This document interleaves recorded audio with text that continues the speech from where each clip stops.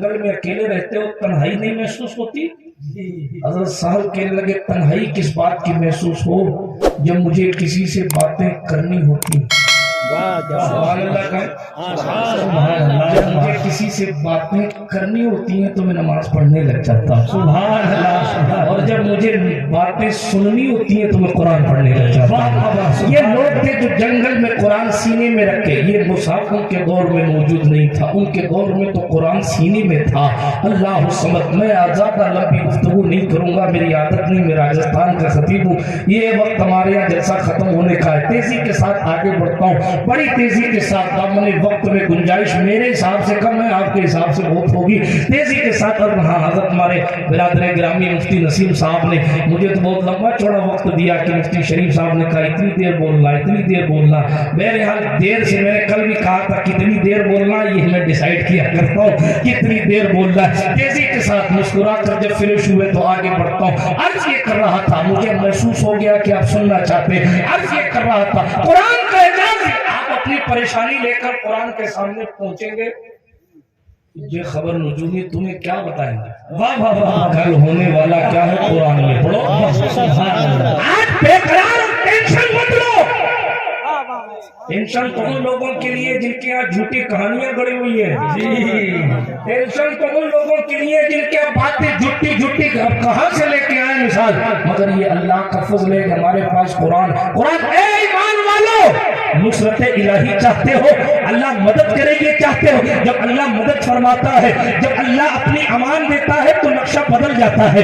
جب اللہ اپنی مدد بھیجتا ہے تو ماحول تبدیل ہو جاتا ہے. آپ تاریخ پڑھیں, اللہ رب العزت جب مدد بھیجتا ہے, موسیٰ کو فرعون کے گھر پال کر بڑا کر کے موسیٰ کے گھر سے احقاق حق کے نعرے لگواتا ہے. جب اللہ رب العزت فضل فرماتا ہے تو جناب تابوت کے اندر سمندر کی سطح پر موسیٰ کی حفاظت فرماتا ہے. جب اللہ مدد فرماتا ہے تو معاذ اور معوذ رضی اللہ تعالیٰ عنہما ابو جہل کے گھوڑے کی ٹانگیں کاٹ کر اس کی اوقات یاد دلاتے ہیں. جب اللہ رب العزت فضل فرماتا ہے تو جناب حضرت امام حسین کے گھوڑوں کو روکنے والے حور کو بھی جنتی بنا دیتا ہے.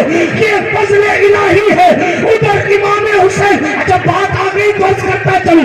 آج ہماری شان یہ ہے, آج ہماری حالت یہ ہے کہ اگر ہمارا لقب کوئی غلط بول دے تو ہم کہتے ہیں یار کہاں سے مولانا لائے ہو, ان کو پوسٹر پڑھ کے آنا چاہیے, انہوں نے میرا نام ٹھیک سے نہیں لیا, میرا لقب ٹھیک سے نہیں لیا. کئی ناراض ہو جاتے, کئی علماء ناراض ہو جاتے, کئی خطبہ ناراض ہو جاتے. مگر آؤ سید الشہداء کی بات کرو نا, جس نے سیدہ زہرا کا دودھ نوش کیا اس کی بات کرو, جس کا منبر جناب سارے ولیوں کا منبر.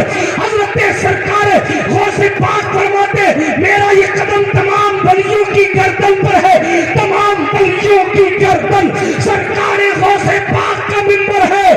اور سرکار امام حسین کا منبر شان مصطفیٰ ہے. ساری کائنات میں اگر سب سے افضل کسی کا تخت ہے جناب, بہت سے بادشاہ آئے چلے گئے, ان ٹکٹوؤں کو بتا دینا, ان پتی نہ پتی کے شوربوں کو بتا دینا جو کہتے حسین تخت کے لیے گئے.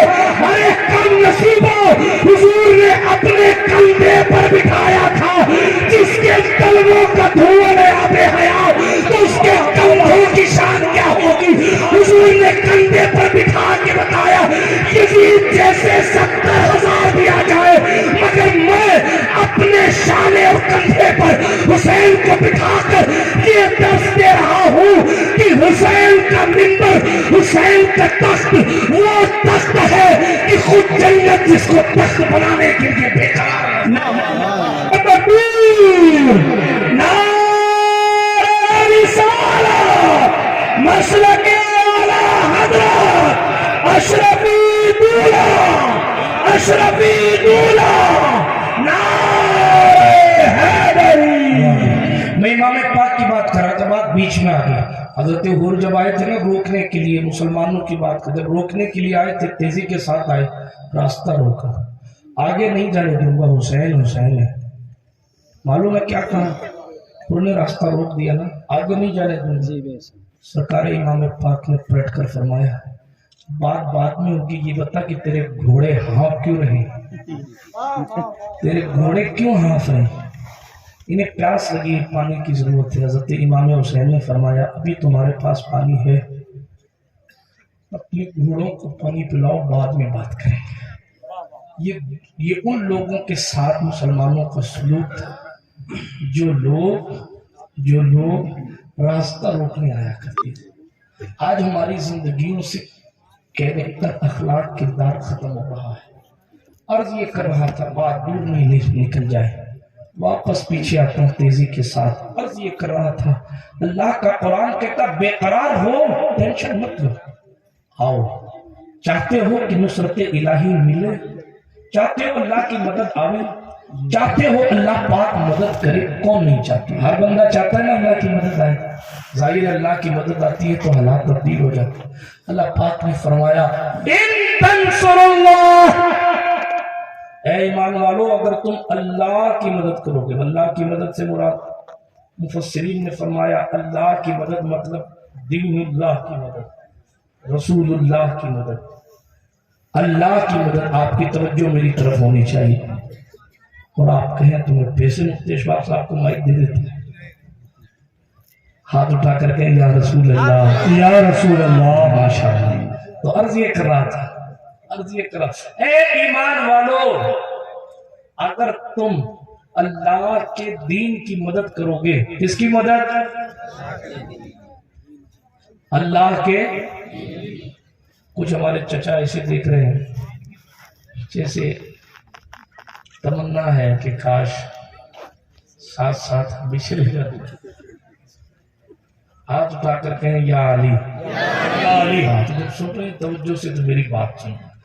کیا عرض کر رہا تھا میں؟ اے ایمان والو اگر تم اللہ کی مدد کرو گے، اللہ کی مدد، اللہ دوسرے کی مدد کرتا ہے۔ مفسرین نے فرمایا اللہ کے دین کی مدد کرو گے، رسول اللہ کی مدد کرو گے صلی اللہ علیہ وسلم، تو اللہ تمہاری مدد فرمائے گا۔ نسخہ مل گیا، تعویذ مل گیا، بے قرار ہو، اللہ کی مدد چاہتے ہو، اللہ کے دین کی مدد کرو۔ اللہ کے دین کی مدد کرو گے اخلاص کے ساتھ، اللہ تمہاری مدد فرمائے گا۔ اگر چاہتے ہو کہ امداد ربانی، تائید ربانی حاصل ہو تو آؤ اپنی مسجدوں کی خدمت کرو، اپنے مدرسوں کو صاف کرو، اپنے قرآن مقدس کا تحفظ کرو، اپنی حدیث کی کتابوں کی تعلیم حاصل کرو، اپنے بچوں کو عالم دین بناؤ، اپنے آپ کو مصطفیٰ کی سنت کا متبع اور مصطفیٰ جان رحمت کا فرما بردار خود کو بناؤ۔ آپ آ کر خدا کے دین کی مدد کرو گے، اللہ رب العزت تمہاری مدد فرمائے گا، اللہ رب العزت تمہاری مدد کرے گا۔ پتہ چل گیا۔ اب تقریر کا بس یہ آپ یاد رکھ لیجئے گا قرآن مقدس کا یہ جملہ، جب بھی پریشانی ہو۔ ابھی آپ نے حضرت حافظ ملت کا قصہ سنا، ظاہر بات ہے ان کی تربیت بزرگوں نے کی تھی، جہاں حضرت الجامعۃ الاشرفیہ کے حقیقی بانی اعلیٰ حضرت سید علی حسین اشرفی میاں ہے، اعلیٰ حضرت سید علی حسین اشرفی میاں ہے۔ حقیقت میں اشرفیہ کو الجامعۃ الاشرفیہ یقیناً حافظ ملت نے بنایا ہے، مگر مدرسہ مصباح العلوم اشرفیہ بنانے والی ذات کا نام ہم شبیہ غوث الثقلین اعلیٰ حضرت سید محمد علی حسین اشرفی میاں ہے۔ کون اشرفی میاں؟ ہاں یہ جلالت العلم حافظ ملت حضرت علامہ عبدالعزیز محدث مراد آبادی ثم مبارک پوری، جس کے ہاتھ پر جا کر بکے ہیں، جس کے مرید ہیں، جس کے خلیفہ ہیں، ہاں محدث مبارک پوری کے پیر و مرشد اعلیٰ حضرت علی حسین اشرفی میاں۔ مبارک پور کو مبارک بنانے والی ذات اشرفی میاں کی مبارک ذات ہے، جن کے چہرے زیبا کو دیکھ کر امام اہل سنت نے، ان کے رخ تابا کو دیکھ کر امام احمد رضا نے برجستہ کہا تھا، اشرفی رخت آئینے حسن خوبہ پروردہ وہ نظر کرتا سا محبوبہ، وہ اشرفی میاں ہے۔ ہاں میں تفصیل میں نہیں جاؤں گا، پھر کبھی آپ کو اشرفی میاں سناؤں گا، لیکن اعتراض کرتا ہوں اعلیٰ حضرت کا خود کا بیٹا حجت الاسلام حامد رضا خان اشرفی میاں کے خلیفہ، حکیم الامت مفتی احمد یار خان نعیمی بدایونی رحمت اللہ علیہ اعلیٰ حضرت اشرفی کے خلیل، جدھر نگاہ ڈالیں گے مخدوم اشرف کا فیضان نظر آتا ہے، در حقیقت خواجہ ہندوستان کا فیضان نظر آتا ہے، در اصل مصطفیٰ جان رحمت صلی اللہ علیہ وآلہ وسلم کی دعاؤں کی تاثیر ہے۔ برادران ملت اسلامیہ، تو عرض یہ کر رہا تھا جن لوگوں نے مدد کی، میں اپنے موضوع کو وہیں سے جوڑ رہا ہوں جو حضرت نے قصہ سنایا تھا، مدد کی دین کی، اور طالب علم کی مدد دراصل دین کی مدد ہے، علماء کی مدد دراصل دین کی مدد ہے، مصطفیٰ جان رحمت کے نام پر سجی ہوئی محفل کی مدد بھی دین کی مدد ہے، رسول اکرم صلی اللہ علیہ وآلہ وسلم کی سنت کا پیروکار بنانے کے لیے کی گئی مدد بھی اصل میں دین کی مدد ہے۔ جب اس بندے نے دین کی مدد کی، ظاہر بات ہے اللہ نے مدد فرمائی اور گھر کی تنگی دور ہو گئی۔ اور یہ تو جناب غریب تھا، بادشاہوں کو بھی جب سکون نہیں ملتا تھا مفتی ناظم صاحب، تو وہ مصطفیٰ جان رحمت کے دین کے طلبہ کو تلاش کیا کرتے تھے۔ ایک قصہ سنا دوں آپ کو، اجازت ہے؟ ہاتھ اٹھا کر بتائیں کتنے لوگ نہیں سننا چاہتے ہیں؟ اچھا ہاتھ اٹھا کر بتائیں کتنے لوگ سننا چاہتے ہیں؟ اچھا جو نہیں سننا چاہتے ان کو مکمل اجازت ہے، جا کے سو جائیں۔ ہاں بالکل اجازت۔ میں یہ نہیں دیکھتا ہوں میرے سامنے 50 بیٹھے ہیں کہ 25 بیٹھے ہیں، میں فقط یہ دیکھتا ہوں یہ لکھنے والے لکھ رہے ہیں، لکھنے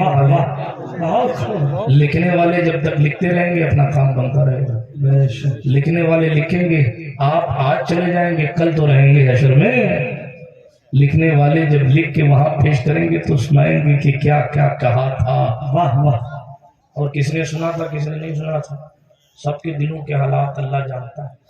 بات میں کر رہا تھا اللہ رب العزت کے دین کی مدد۔ محمود غزنوی کو 3 سوال بہت پریشان کرتے تھے، محمود غزنوی کو 3 سوال بہت پریشان کرتے تھے، بیٹا اس میں ہاتھ رکھنے کا ٹائم نہیں، تقریر کرنے کا ٹائم، تقریر کرو، تقریر سنو، دین کا کام کرو، سر پہ ہاتھ رکھنا تعویذ رکھنے میں ہماری قوم جو ہے مستغرق رہ گئی۔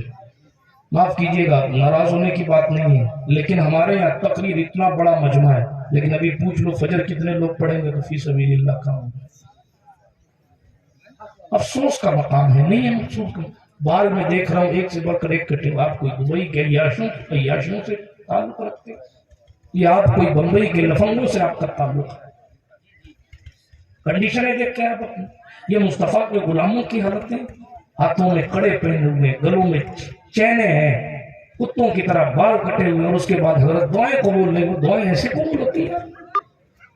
آپ سمجھتے ہیں سید صاحب کا ہاتھ چومنے بس جنت مل گئی، اتنی آسان ہے جنت ملنا؟ میں وہ مولانا صاحب نہیں ہوں آپ کو جنت کی بشارت دے کر جاؤں، شہادت گہے الفت میں قدم رکھنا ہے۔ لوگ آسان سمجھتے ہیں مسلمان ہونا، آپ سمجھتے ہیں کہ عمل کچھ نہ کرنا پڑے، اور ہمارے پاس لوگوں کا حال بھی ہو گیا، ہمارا پیسہ آتا رہے آپ کو جنت ملتی رہے، ناک کا کھڑا ہوتے کہتا ہے جنت طواف کر میرا تیرے دل میں حضور رہتے۔ ارے دل میں حضور رہتے تو کینا کیسے دل میں رہتا ہے؟ جی دل میں حضور رہتے ہیں تو خلوص حضور معاذ اللہ رب العالمین کسی تمہارے دل میں حسد کے ساتھ رہتے ہیں؟ میرے جملے تلخ لگے تو معاف کر دے، نہ بلانا تو نہ بلانا، مگر قیامت کے میدان کا انتظار ہے آپ کو بھی ہم کو بھی، کل بروز قیامت کھڑا ہونا ہے آپ کو بھی ہم کو بھی۔ اپنے کردار کو کم سے کم ایسے رکھے کہ مصطفیٰ جان رحمت کے سامنے کھڑے ہو سکے۔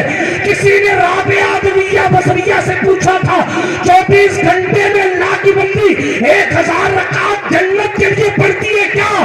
تو میری قوم کی عورتیں سنے، سیدہ رابعہ نے کہا مجھے جنت کی طلب نہیں ہے، بس قیامت کے میدان میں میرے حضور کے سامنے اتنا کہہ دیا جائے کہ یہ آپ کی امت کی ہے اور نمازیں بڑی بڑی۔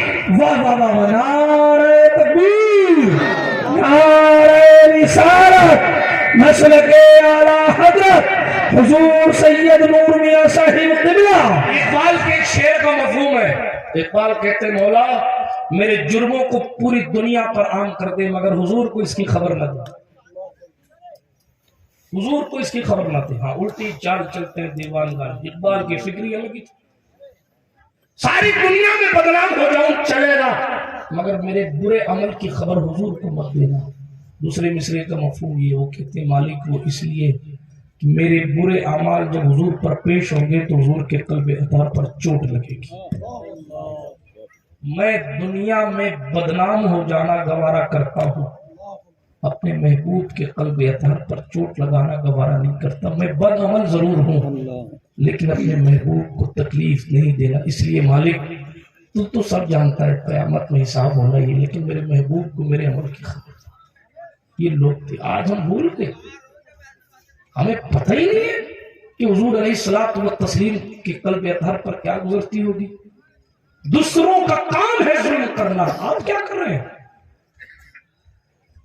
ایک مسجد کوئی توڑ دے تو آج تک کیس پر باتیں ہو رہی ہیں. کیس تو ختم ہو گئی، کیس پر باتیں ہو رہی ہیں. یہ علماء بیٹے ان سے پوچھیں کیا حدیث شریف میں نہیں آیا جس نے نماز کو چھوڑ دیا اس نے مسجد نہیں دین گرا دیا. دین گرا دیا. کوئی مسجد گرائے تو آپ کی اس جماعت کی ہماری اس سے آج تک کی دشمنی ہے. کوئی دین گرائے تو باپ اس بیٹے کو نہیں کہتا کہ گھر سے باہر جا تو دین گرا رہا ہے. نہیں، باپ اپنے بیٹے کو ساتھ لے کے کہتا تو بھی دین گرا رہا، میں بھی دین گرا. کافر ظلم کرے تو بھی جہنم میں جائے گا، اور آپ کو نوکریاں دے تو بھی جہنم میں ہی جائے گا. سوال تو آپ پر ہے. آپ نے کلمہ پڑھا ہے، آپ نے کیا کیا ہے کیا نہیں کیا. تو ادھر ادھر کی نہ بات کر، یہ بتا کہ قافلہ کیوں لٹا. مجھے رہزنوں کی خبر نہیں، تیری رہبری کا سوال ہے. سوال تو آپ سے، کلمہ آپ نے پڑھا، حساب آپ کو دینا. جنہوں نے نہیں پڑھا تو ڈائریکٹ جانے والے لوگ. بات میری سمجھ آ رہی ہے نہیں آ رہی ہے؟ ہاں آنی چاہیے. سنے قصہ سنا رہا تھا طوفان نوح لانے سے کیا فائدہ، لیکن اپنی زندگیوں میں تبدیلی پیدا کریں، اپنی پیشانیوں میں سجدوں کی تڑپ پیدا کریں، اپنے آپ کو نمازی بنائیں. یہ نہیں کہ دو بار نعرہ لگا لیا، مولانا صاحب نے دعائیں دے دی، قصہ ختم ہو گیا.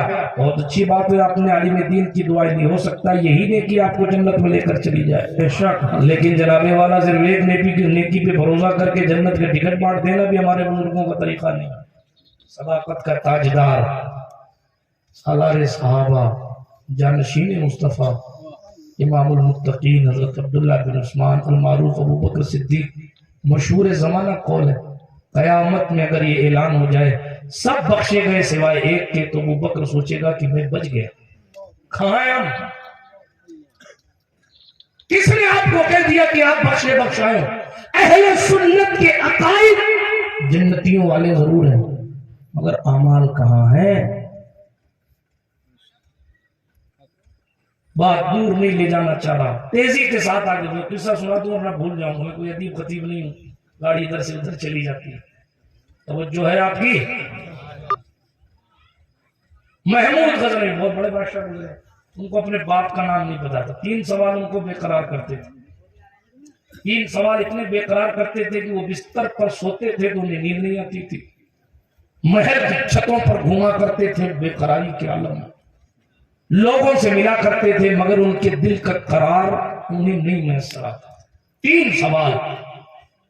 پہلا، لوگوں نے یہ شک و شبہ ڈال دیا تھا محمود کی ولادت بعد میں ہوئی تھی، باپ اس نے دیکھا نہیں تھا. لوگوں نے کہا تیرا باپ یہ ہے، دوسروں نے کہا تیرا باپ یہ ہے. تو وہ اس شک میں تھا کہ میرا باپ. پہلا سوال کیا تھا؟ باپ کون ہے. دوسرا سوال اس کے ذہن میں یہ تھا، یہ جو حدیث پاک ہے العلماء ورثۃ الانبیاء، علماء نبیوں کے وارث ہیں، یہ واقعی ٹھیک ہے یا صحیح نہیں؟ ظاہر بات ہے کہ وہ دور ایسا تھا کہ اس میں ایسا نہیں تھا کہ PDF میں کتابیں موجود ہوں اور فوراً لوگ کہیں کہ اس کو بھی پڑھ لو، اس کو بھی دیکھ لو، اس کو بھی. بڑی مشکل سے مخطوطات ملا کرتے تھے. دوسرا سوال، پہلا تو یہ بات کون ہے، دوسرا سوال یہ جو حدیث ہے علماء نبی کے وارث ہے، یہ ہے حدیث یا نہیں ہے. اور تیسری بات یہ تھی کہ ہم جو یہاں نیکیاں کرتے ہیں اس کا واقعی میں میدان قیامت میں بدلہ ملے گا کہ نہیں ملے گا. یہ 3 سوال تھے جو محمود کو سونے نہیں ملے. بے قراری کے دنوں میں ادھر ادھر پھرتا تھا. کئی علماء سے اس نے رابطہ کیا، کئی لوگوں سے ملا، مگر دل کو تشفی نہیں ہوئی. سکون نہیں ملا. اللہ میں نے کہا نا اس غریب کی بات کیا, جس غریب کا قصہ بھی سنا. بادشاہ وقت کی بے چینی دور کرنی ہو تو پھر مصطفیٰ جان رحمت صلی اللہ علیہ وسلم کے گھر یعنی مدرسے کے طلباء سامنے آتے ہیں. یہ الگ بات ہے کہ طلباء خود اپنی قدر و قیمت بھول جاتے ہیں, معاف کیجیے. تربیت کی اتنی کمی ہے. الامان واللفیظ میں اتنا بڑا تو نہیں کہ میں بات کی زیادہ اونچی کر سکوں, لیکن تربیت کی اتنی کمی ہے کہ طلباء اپنے دور طالب علمی میں اپنی قدر بھول جاتے ہیں کہ ہم کیا ہیں. طلباء کی شان تو یہ تھی کہ لوگ ان سے دعائیں کروانے آیا کرتے تھے. طلباء کی شان یہ تھی. بہرحال میں کیا بولوں کیا چھوڑوں, عرض کرتا ہوں تیزی کے ساتھ قصہ پورا کر دوں.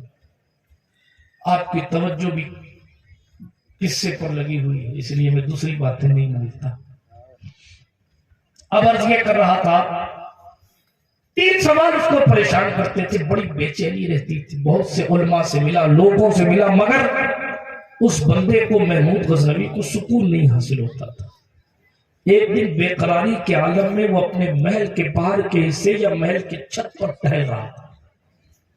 گھومتے گھومتے گھومتے گھومتے دیکھا اس نے ایک بچہ ہے, اس کے ہاتھ میں کتاب ہے. بولو سبحان اللہ. اب وہ کتاب جو ہے وہ لے کے آتا ہے. محمود غزنوی کے محل میں جو لالٹینیں لگی ہوئی ہیں, چراغ, اس چراغ کی روشنی چھن چھن کر کھڑکی سے محل کے باہر کی طرف جا رہی ہے. وہ بچہ اپنی کتاب لے کر آتا ہے اور محل کی اس معمولی سی روشنی میں پڑھتا ہے اور پھر اس کے بعد واپس چلا جاتا ہے. پھر تھوڑی دیر گزرتی ہے, رٹتا رٹتا رٹتا رٹتا آتا ہے اور اس جو ہلکی سی روشنی محل کے چراغ سے چھن کر ادھر آ رہی ہے اس سے وہ فائدہ حاصل کرتا ہے اور اس کے بعد پھر واپس چلا جاتا ہے. محمود نے 2-3 مرتبہ یہ دیکھا, بڑا بے قرار ہوا. آخر یہ کیا ماجرا. اپنے وزیر کو بلایا, صبح اس بچے کو میرے دربار میں پیش کرنا, بچے کو دربار میں پیش کرنا. محمود کو اپنے سوالوں کا جواب ایک مدت سے نہیں ملا تھا. محمود بے قراری کی زندگی گزار رہا تھا. بادشاہ وقت ہے, علاقے کی حکومت اس کے پاس ہے, لیکن جناب والا ذرا توجہ تو کریں. حکومتیں اور چیز ہیں, دلوں پر حکومتیں اور چیز ہیں. دلوں کا سکون اور چیز ہے, دلوں کا قرار اور چیز ہے. اللہ اس سمجھ. ہاں محمود غزنوی نے اس بچے کو اپنے دربار میں بلایا اور بادشاہ وقت نے جب طلب کیا, یقیناً ظاہر ہے بچے کی کیفیت بھی تبدیل ہوگی کہ بادشاہ نے مجھے بلایا ہے. خیر دربار لگایا گیا, وزیر موجود رہے, اس کے منتری منسٹر موجود رہے. بادشاہ اپنی کرسی پر بیٹھا ہے اور اپنی کرسی پر بیٹھ کر جیسے ہی بادشاہ کی دربار میں اس طالب علم کو حاضر کیا گیا, پوچھا گیا تم کون ہو؟ اس نے جواب دیا. اس کے بعد پوچھا گیا رات کو میں نے دیکھا کہ تو کتاب لے کر آتا تھا اور کتاب لا کر یہاں میرے محل کی روشنی سے استفادہ کرتا تھا اور پھر چلا جاتا تھا, پھر تھوڑی دیر بعد آتا تھا, پھر چلا جاتا تھا, پھر تھوڑی دیر بعد آتا تھا, پھر چلا جاتا تھا. کیا ماجرا ہے؟ کہا بادشاہ سلامت, جان کی امان دے. تو ایک جملہ عرض کر دوں. کہا بالکل جان کی امان ہے. بتاؤ ماجرا کیا تھا؟ اس بچے نے کہا بادشاہ مجھ سے غلطی یہ ہوئی تھی, میں روزانہ دن میں سبق یاد کر لیتا ہوں, کل میں دن میں سبق کسی مصروفیت کے سبب یاد نہ کر سکا. ہمارا ایک چھوٹا سا مدرسہ ہے جہاں ہم رہتے ہیں, اس میں چند طلبہ تعلیم حاصل کرتے ہیں, مگر ہمارے پاس روشنی کے لیے چراغ نہیں ہے, ان چراغوں کے لیے تیل نہیں ہے. کیا دور وہ دور تھا مسلمانوں. آج ہم چھوٹی سی پریشانی میں ہتھیار ڈال دیتے. آج لاک ڈاؤن ہوتا ہے تو ہماری امیدیں نیچے آ جاتی ہیں, مگر ذرا پلٹ کر دیکھو لوگوں کو جن کے گھروں میں, جن کے مدرسوں میں چراغ جلانے کے لیے تیل نہیں تھا, مگر پھر بھی ان کے حوصلے آسمان سے باتیں کر رہے تھے. جن کے پاس لکھنے کے لیے قلم دوات نہیں تھی, لیکن اس کے باوجود انہوں نے وہ کارنامے انجام دیے ہیں. آج ان کے نام سن کر ہمارا سینہ چوڑا ہو جاتا. یہ امام محمد بن ادریس شافعی کی تاریخ آپ پڑھیں. امام شافعی, بخاری کے دادا استاد امام شافعی, امام شافعی, امام محمد بن ادریس شافعی. ہاں یہ وہ شہزادہ ہے جن کے باپ کا انتقال جلدی ہو گیا تھا. ان کی ماں ان کی کفالت کیا کرتی تھی, مگر غریبی کا عالم یہ تھا کہ ان کے پاس کاغذ قلم نہیں تھا، ان کے پاس لکھنے کاغذ تو چھوڑ دیجئے، لکھنے کے لیے کوئی چیز جو بھی اس دور میں لوگوں کو میسر تھی وہ شافعی کے پاس نہیں تھی۔ آپ کو معلوم ہے وہ کیا کرتے تھے؟ علماء کی بھی توجہ چاہتا ہوں۔ ہماری کنڈیشن یہ ہے کہ ہم ہمیشہ آسمان کی طرف دیکھتے ہیں، زمین کی طرف نہیں دیکھتے، مطلب پیچھے مڑ کر نہیں دیکھتے کہ کتنی مصیبتوں سے ہم ابھر کے آئے۔ جب ہمارے پاس چراغ نہیں تھا تب بھی ہم ہی روشن تھے، آج تو کروڑوں ہے جی، چراغ نہیں تھا۔ امام شافعی کی بات بیچ میں آ گئی، بہت بڑے امام، علماء جانتے ہیں۔ بات نہیں تھا، ماں کفالت کرتی تھی، غریبی کے دن تھے۔ آپ کو معلوم ہے شافعی اپنے نوٹس جو لکھتے تھے نا، خاص خاص پوائنٹس، ان کے پاس لکھنے کے لیے کچھ نہیں تھا تو کیا کرتے تھے معلوم؟ وہ اونٹوں کی اور بڑے بڑے جانوروں کی ہڈیاں جمع کرتے اور ہڈیوں کو جمع کر کے لاتے اور ان ہڈیوں پر اپنے نوٹس لکھا کرتے تھے۔ آج تو موبائل ہے لکھنے کے لیے، نوٹس اس میں بھی موبائل میں دیا جائے۔ آج تو کاغذ کی بھرمار ہے، لکھیے، یہ الگ بات ہے، پڑھتے ہی نہیں لوگ، لکھتے ہی نہیں۔ اب تو اگلا جو دور ہے نا اس کا پڑھنے لکھنے سے، اب حضرت مفتی اعظم گوگل ہے، اسی پہ ڈالو وہ جو جواب دیں گے۔ لوگوں کو یہ پتہ نہیں کہ جواب شیعوں کا ہے، بدبختوں کا، یا وہابیوں کا ہے، یا دیوبندیوں کا۔ جواب آ گیا، ارے قلندر ذرا غور تو کر، جواب کس کا ہے؟ نہیں بس ابھی دیکھتے انجینئر سے لوگ دین حاصل کر رہے ہیں۔ ہاں انجینئر، ارے ڈاکٹر کا کام سوئی لگانا ہے، دین سکھانا نہیں ہے۔ انجینئر کا کام انجینئر کو کرنے دے۔ اب گدھا گاڑی چلانے والا فارچونر چلائے گا تو ایکسیڈنٹ تو ہونا ہی ہے جی۔ پھر لوگ کہتے ہیں مرزا کو سن کے گڑبڑ ہو گیا، ارے گڑبڑ ہوگی تو مولانا کو سننا چاہیے نا، انجینئر کو کیوں سنتا؟ انجینئر کو کیوں سنتا؟ ارے نہیں صاحب وہ بڑی تگڑی دلیل دیتے، ہمیں اتنے کمزور آدمی انہوں نے کبھی اسٹیج پہ جلسہ نہیں کیا،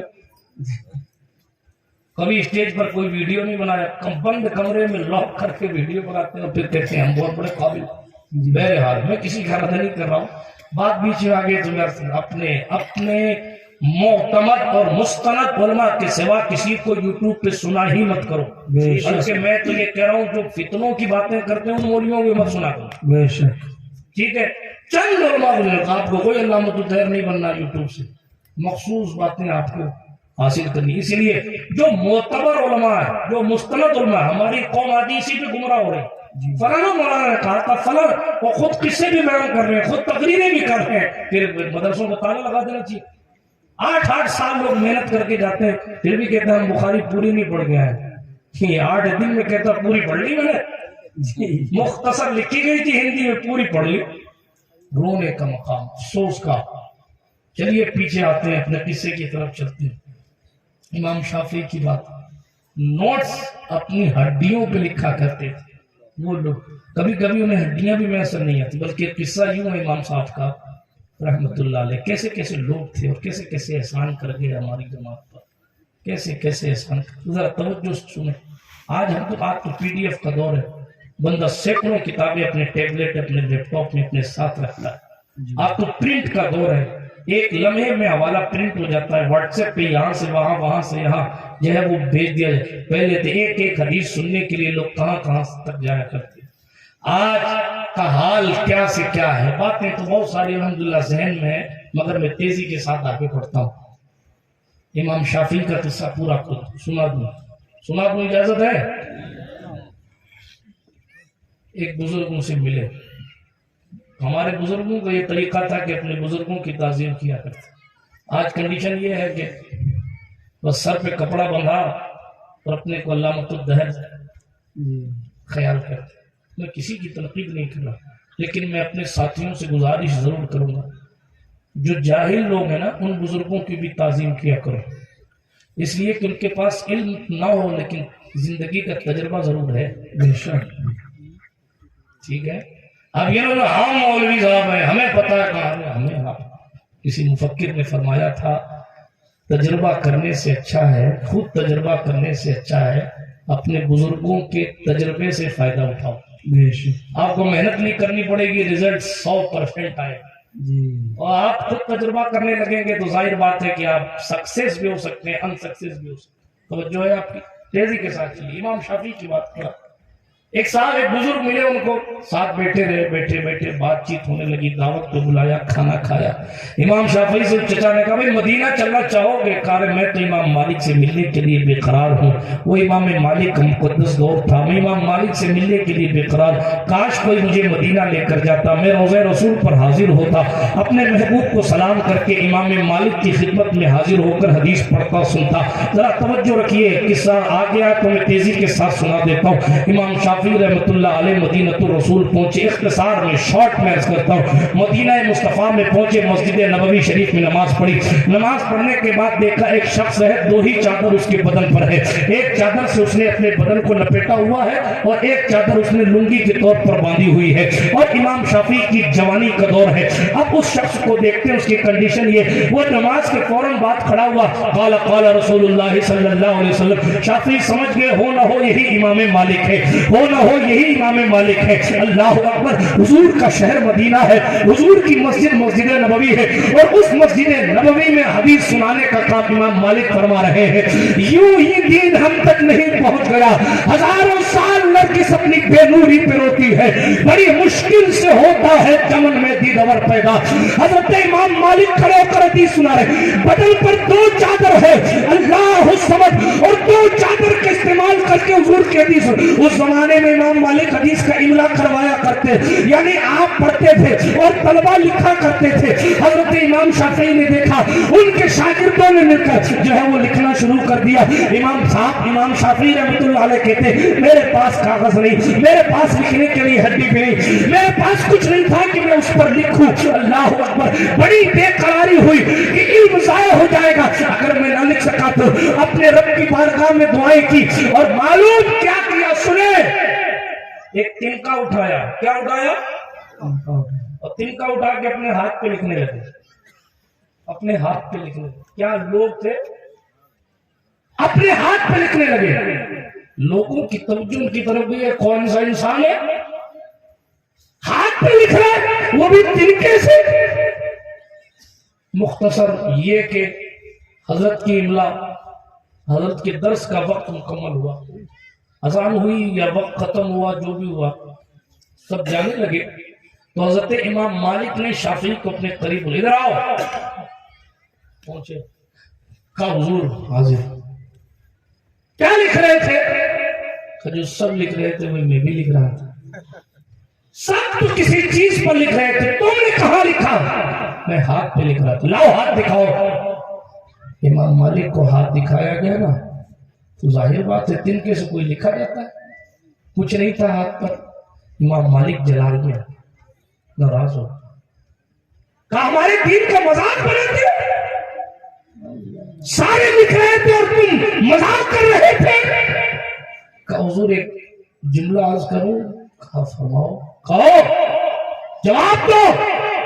इमाम शाफी ने कहा हुजूर ये तिनके से अपने हाथ पर तो मैं सिर्फ तलबा से तशब्बुह हासिल करने के लिए लिख रहा था, वरना हकीकत में तो मैं अपने दिल पे लिख रहा था, हकीकत में तो मैं अपने दिल पे लिखा। हजरत इमाम मालिक ने कहा सुना सकते हो? कहा बिल्कुल सुना सकता हूँ। कहा मैंने 100 हदीसें इमला कराई है, आप ही सुना दो।